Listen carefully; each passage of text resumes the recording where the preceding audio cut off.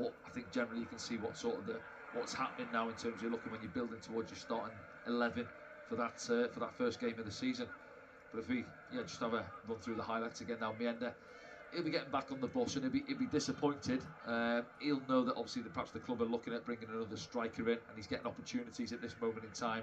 Rusyn hasn't come off the bench, so he is the number one striker at this moment in time. So that would be a big opportunity for him now. If he tucks that away, he grows in confidence. Obviously he's getting opportunity, so he will be disappointed he hasn't put that away this afternoon.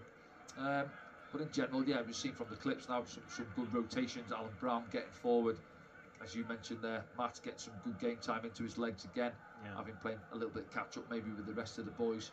And in that first half, Blackpool didn't really offer too much, did they? They had that one opportunity, I think Gabriel, which we'll see in a moment or two.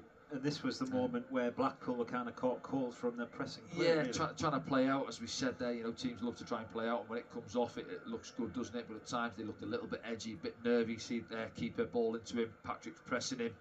I think it's Jobin behind, manages to do well, and the keeper just gets back to take care of the situation. And then Jack came into the game, didn't he? Yeah. Getting forward down that left-hand side. Feeds a lovely ball across for Adji. Elise, who can't quite maybe sort his feet out in time, and it's on him before he knows it, and it goes past that far post. So there was the positives I would take from it really is we're getting good numbers into the box. We're operating down both flanks as well, so we're not just relying on Jack as much. Patrick was having a lot of the ball. Trey Hume was going past him on the overlap. Alan Brown, as we just seen there, was willing to get forward as well. So you're looking at obviously going down both sides of the pitch, and then can you get Mienda involved in it maybe a little bit more? If he's dropping in, can either Job or Alan Brown or whoever's in those sort of 8 or 10 roles, are they going to run in behind him? But this will be stuff they're going to be working on now over the next few weeks. Because I think in general, he'll be happy, it's a clean sheet for the lads at the back. Yes, they had a nervy sort of 10-15 minute spell at the start of the second half where they should have put the ball away on a couple of occasions, Blackpool. But in general, over the course of the 90, it was a fairly comfortable afternoon for Luke O'Nien and co at the back. But it's this end of the pitch now where we've got to start working hard and start trying to open teams up. And when you're on top in games, it's vital that you put the ball in the back of the net. Because as well as you're going to play in games, yes, you might dominate 65, 70% of the ball, but you know that the opposition are always going to have that one opportunity in the game. Well, they had more than one, didn't they, as we've seen there in the highlights, which we'll get onto in the second half. But here now, prime example, first half we generally dominated.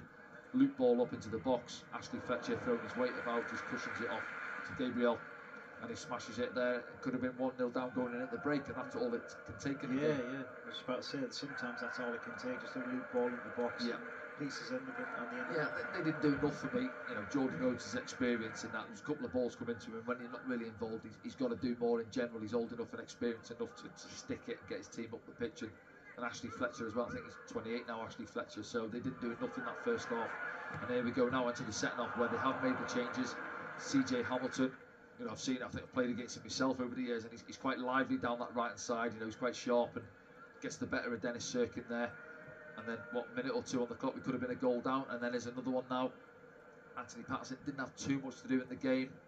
Well, that's a big opportunity. He gets across. Hayden Coulson should have done better. Should have done better. There's Dan Neal now getting on the front foot, which we'll get onto for our goal as well. In the build-up, Dan does really well, pressing high up. And we end up with a snapshot with his weaker right foot, fires it past the post.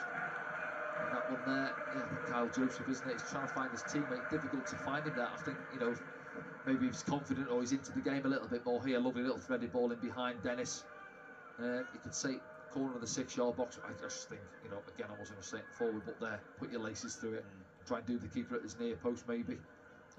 Another one now. Lee Evans' air shot, really, isn't it? Doesn't catch it clear. Off his heels almost to the far post. They were having a good spell here, Blackpool. This was all part of the 15 minutes. Yeah, it was, And then there's something certainly we've got to look at. I'm not sure whether anybody's, whether it's keeper coach or Michael Proctor, Mike Dodds, whoever's giving responsibility or they work it as a unit.